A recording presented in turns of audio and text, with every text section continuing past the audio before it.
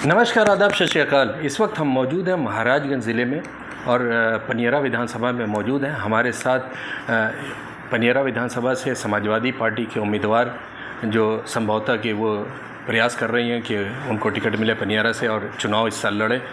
जो आने वाला चुनाव है 2027 में, उसमें ताल ठोकने की तैयारी में मसरूफ़ सुमन ओझा जी हमारे साथ हैं।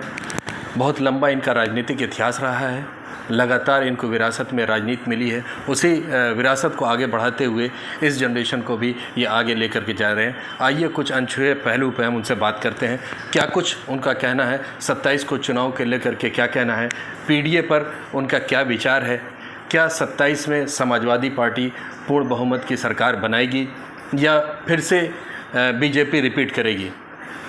महाराजगंज को बता दें, यहीं से अगर लोकसभा की बात करते हैं तो पंकज चौधरी यहाँ से जीते हुए हैं, लगातार वो 7वीं बार यहाँ से जीते और इस वक्त वो केंद्रीय वित्त राज्य मंत्री हैं और गोरखपुर से भी उनका ताल्लुक़ है। महाराजगंज में स्पेशली अगर हम बात करते हैं तो योगी आदित्यनाथ जो कि मुख्यमंत्री हैं सूबे के, उनका भी बहुत ज़्यादा यहाँ पर वर्चस्व रहा है। ऐसे में समाजवादी पार्टी कितना सफल होगी पनियरा में। अगर पनियरा की भी ख़ास बात अगर हम बात करते हैं, अगर पनियरा क्षेत्र की बात करें तो वहाँ पर कहीं ना कहीं वीर बहादुर सिंह के परिवार का दबदबा बना रहा है। जब तक वीर बहादुर सिंह थे वो कांग्रेस का दबदबा रहा है। उसके बाद फतेह बहादुर ने उनकी विरासत को आगे लेकर के बढ़े हैं और वो भाजपा से यहाँ पर मंत्री भी रह चुके हैं और इस वक्त मौजूदा वक्त में वो विधायक हैं। आपका बहुत बहुत स्वागत है हमारे चैनल में। बहुत बहुत धन्यवाद आपको और आपके चैनल को। क्या कहना चाहेंगे, 27 में क्या लग रहा है, कौन सरकार बना रही है? 27 में पूर्ण रूप से समाजवादी पार्टी की सरकार बनने जा रही है। जिस तरह अगर उत्तर प्रदेश की हम बात करें और वोट्स का पोलराइजेशन हो रहा है, आपको लगता है कि 27 में पीडीए का नारा लेकर के आप सरकार बना पाएंगे? बिल्कुल। अभी आपने देखा 24 का जो लोकसभा का चुनाव हुआ है, इसमें समाजवादी पार्टी का कितना अच्छा प्रदर्शन रहा है, तो पूरा देश जान रहा है। तो इस बार पूर्ण बहुमत की सरकार समाजवादी पार्टी की बनेगी। और जहाँ तक पीडीए की बात आपने जो कहा, तो आज पीडीए ही हमारे समाजवादी पार्टी को मजबूत कर रहे हैं। तो पीडीए के साथ रहने से हमारा सरकार अवश्य ही बनेगा इस बार समाजवादी पार्टी का। अगर इधर हम बात करें कुछ दिनों की, तो सपा कहीं पर कोई भी एजिटेशन कर रही है, वो सफल होता हुआ नहीं नज़र आ रहा है। जैसे गोरखपुर में माता प्रसाद जी आए थे वो विरासत लेने के लिए, वहाँ पर उनकी सभा नहीं सफल हुई। पिपराइच में जो घटना हुई उसमें आए, वो नहीं सफल हुआ। फिर गोरखपुर के पास अगर हम गीडा की बात करें, वहाँ पर एक मामला हुआ, वहाँ पर डेलीगेशन आया, वो सफल नहीं हुआ। फिर उसके बाद बरेली की घटना हुई, वहाँ पर भी गए तो वहाँ पर नहीं पहुँचने दिया गया। तो क्या मतलब है इसका?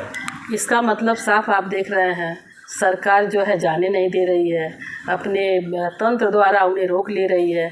सफल तो हर जगह है, जनता उनको सफल बना रही है, लेकिन प्रशासन जो है, सरकार जो उनको विफल कर रही है। लेकिन जनता के तो दिल में बस रहे हैं, जनता तो हर कार्यक्रम को उनको सफल करा रही है।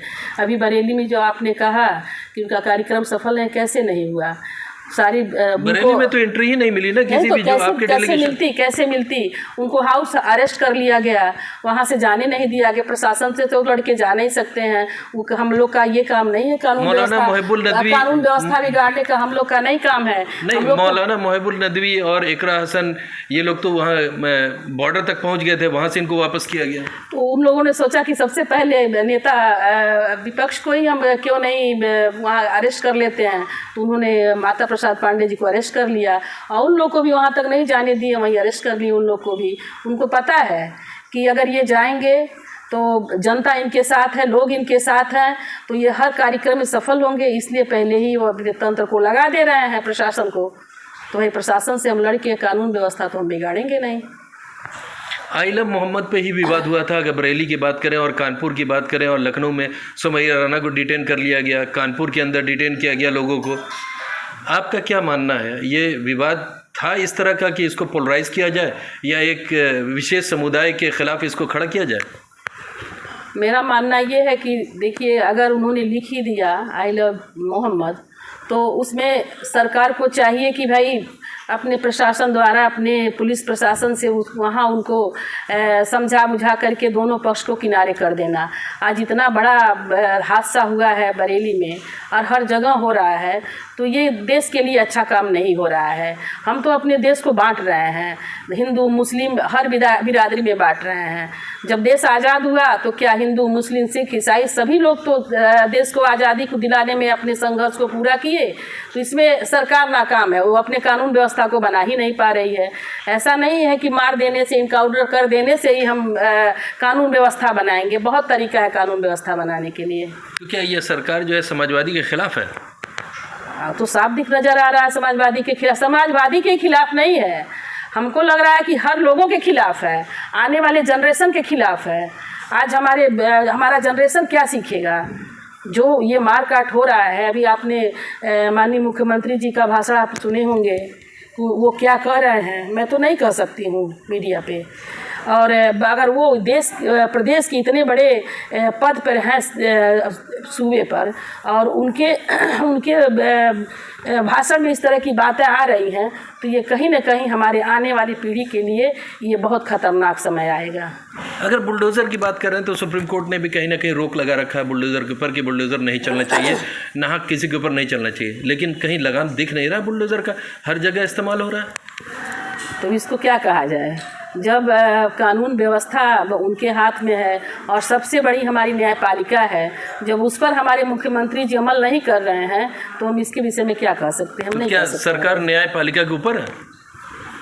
अब हो सकता है न्यायपालिका के ऊपर है, तभी तो न्यायपालिका की बात नहीं मान रही है। हम लोगों ने तो न्यायपालिका की बात हर जगह माना। हमारे राष्ट्रीय अध्यक्ष जी न्यायपालिका की बात मानते हैं, हम लोग भी न्यायपालिका को सर्वोपरि समझते हैं।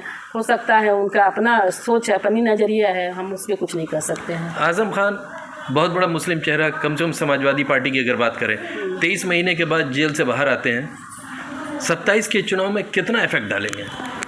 उनका हमेशा इफेक्ट रहा है और आगे भी रहेगा।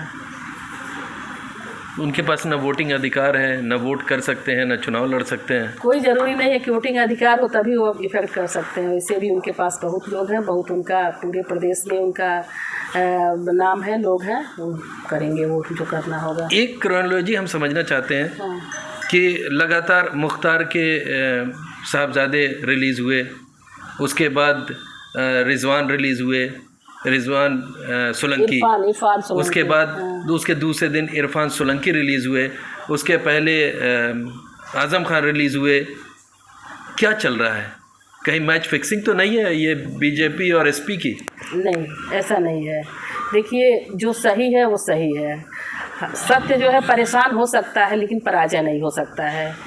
तो जब झूठ मूठ के मुकदमे में उनको फंसाया गया था, और ये बात जब न्यायपालिका में गई, हाई कोर्ट से गई, वहाँ से उनको रिलीफ मिला है।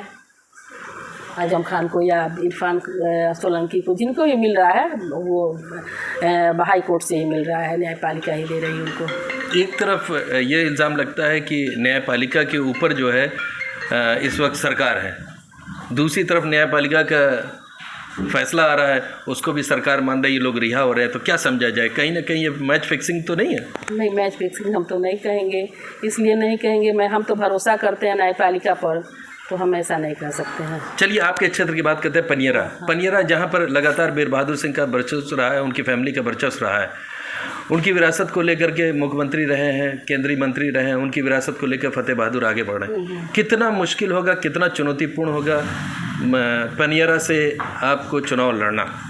देखिए, कोई चुनौतीपूर्ण नहीं है। और रहा सवाल जो पनियरा की बात आप कर रहे हैं, तो इसमें जो है पहले समदेवरा के नाम से ये विधानसभा क्षेत्र था, और सारे वही गांव हैं जो पनियरा के थे, घुगली ब्लॉक के थे। और पनियरा के जो हैं 55-60 गांव जो है इसमें जुड़ा हुआ है समदेवरुआ में, बाकी सब वही क्षेत्र है, वही गांव है, इसलिए कोई चुनौती नहीं है। बहुत आसान लड़ाई है। यहाँ से हमेशा स्वर्गीय ओझा जी का वर्चस्व रहा है और उनका वर्चस्व रहेगा, उनके परिवार का। तो इस बार मान लिया जाए अगर 27 में टिकट आपको मिलता है तो सीधे सीधे भाजपा वर्सेस सपा देखने को मिलेगा, कांटे की टक्कर। अब वो यहाँ तो भाजपा सपा है ही, इसमें कहना क्या है। नहीं, अभी तो दोनों आदमी, लेकिन टक्कर तो हम नहीं खा सकते, टक्कर रहेगा। दोनों पार्टी विरासत लेकर के चल रही है। आपके पास भी एक लंबा विरासत है, उनके पास भी एक विरासत है। आपके यहाँ भी से भी कैबिनेट मिनिस्टर रहे हैं और लगातार जीते हुए रहे हैं, तो एक बड़ा अनुभव इधर भी है, बड़ा अनुभव उधर भी है, तो कांटे की टक्कर होना तो लाजमी लग रहा है। नहीं, हमको तो नहीं लग रहा कांटे की, क्योंकि मैं अपने लोगों के लिए चलती हूँ, अपने लोगों के दिल में बसती हूँ। लोग मुझे यही कह रहे हैं कि सुमन ओझा हम लोग के लिए चली हैं, और हम हमारे। अगर हम बात करते हैं आपके चुनाव क्षेत्र पनियरा की, अगर हम बात करें तो कितना चुनौतीपूर्ण होगा पनियरा में? कोई चुनौती नहीं पनियरा में है, बिल्कुल आसान लड़ाई हमारी है। भाजपा से सीधे सीधे टक्कर? हाँ, सीधे आर पार की? आर पार की है, कहीं कोई टक्कर नहीं है। हमारी लड़ाई बहुत आसान है। तो जो एक नारा है अब की बार बीजेपी सरकार, उसको थोड़ा सा यहाँ पर ट्विस्ट करते हैं कि अब की बार सुमन ओझा। बिल्कुल बिल्कुल, ये तो जनता के दिलों में मैं बस रही हूँ। मैं जनता के दिल में हूँ, आप जाके घूम के देख लीजिए। हर लोग सुमन ओझा की बात करते हैं, तो कोई टक्कर कांटे की लड़ाई नहीं है हमारी। फिर भी कितना मुश्किल होगा? बीजेपी सत्ता में है, मशीनरी उनके पास है, मुख्यमंत्री का पूरा प्रभाव है, पूर्व मुख्यमंत्री का प्रभाव है, कितना मुश्किल होगा? देखिए, जहाँ लोग जुड़े हुए हैं, जनता जिनके साथ है, तो कोई तंत्र हो, कोई सरकार हो, कोई चुनौती नहीं रहती है। तो मेरे साथ जनता जनार्दन का साथ है, तो मैं इतना ही जानती हूँ, मेरे साथ कोई चुनौती नहीं है और किसी का कोई प्रभाव नहीं है, कोई तंत्र नहीं है। आप अपने क्षेत्र की जनता से क्या अपील करना चाहेंगी 27 के चुनाव को देखते हुए? मैं अपने पनियरा विधानसभा के सभी सम्मानित साथियों से, माताओं बहनों से यही अपील करना चाहूँगी कि देश के लिए और अपने भविष्य के लिए हमें समाजवादी पार्टी की सरकार बनानी होगी। इसके लिए हर चुनौती और हर कोशिश हमें करना होगा। और मैं अपने पूरे पनियरा के लोगों को मैं यहाँ आपके चैनल के माध्यम से सबको मैं प्रणाम भी करती हूँ और सबका धन्यवाद देती हूँ कि जो लोग सारे यहाँ के जितने लोग हैं, ये मैं अच्छी तरह से जानती हूँ कि मैं उनके दिल में बसती हूँ और उस सुमन ओझा को अपने दिल से मानते हैं सब लोग। चलिए, तो यहाँ पर साहब सुमन ओझा जी का कहना है कि वो चूँकि क्षेत्र में लगातार बनी हुई हैं और यहाँ के जो नागरिक हैं, जो नगरवासी हैं या जो भी पनियरा क्षेत्र के जो भी वासी हैं, उनके दिलों में बसी हैं, वो आवाज़ वहाँ से निकल के आ रही है। तो इनके लड़ाई नहीं होगी, बल्कि एक तरफ़ा इनका अभी ये मानना है कि एक तरफ़ा लड़ाई है और जीत इनकी सुनिश्चित होगी। और 27 में पीडीए का जो नारा लेकर के अखिलेश यादव चल रहे हैं, उनके नेतृत्व में उत्तर प्रदेश के अंदर सरकार बनेगी और अखिलेश यादव पुनः एक बार फिर मुख्यमंत्री बनेंगे। ऐसा अभी की जो परिस्थिति है उसको देख करके इनका ये मानना है। आने वाला वक्त बड़ा दिलचस्प होगा, देखना होगा कि ऊँट किस कल बैठता है, कौन जीतता है, कौन हारता है। ख़ास तौर से अगर पनियरा की बात करें तो हमारी नज़र बनी रहेगी, हम बड़ी बारीकी से उस पर नज़र टिकाए रहेंगे। हम वक्त बे वक्त आपको एनालिसिस देते रहेंगे, क्या अपडेट्स है, हमारे साथ बने रहिए।